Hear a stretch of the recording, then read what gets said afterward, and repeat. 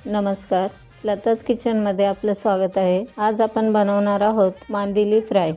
त्यासाठी इथे मी मांदेली स्वच्छ करून धुवून घेतली आहे।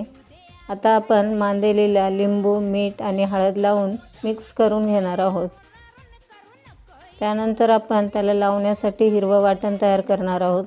4 हिरव्या मिरच्या, 4 ते 5 लसूण पाकळ्या, अर्धा इंच आलं आणि थोडीशी कोथिंबीर घालून बारीक पेस्ट तयार करून घेतली आहे।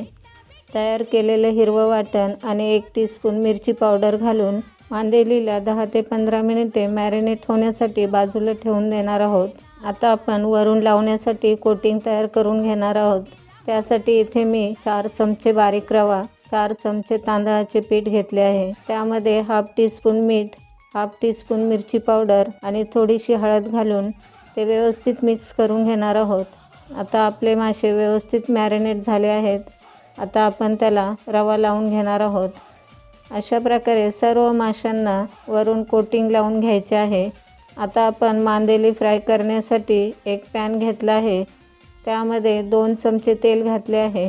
तेल गरम झाल्यानंतर आपण त्यामध्ये 4 लसणीच्या पाकळ्या आणि थोडीशी कढीपत्त्याची पाने घातली आहेत।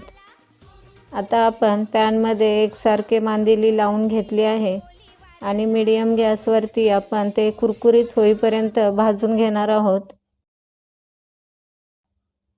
एका बाजूने व्यवस्थित भाजून झाल्यानंतर आपण ते पलटी करून दुसऱ्या बाजूने देखील व्यवस्थित भाजून घेणार आहोत।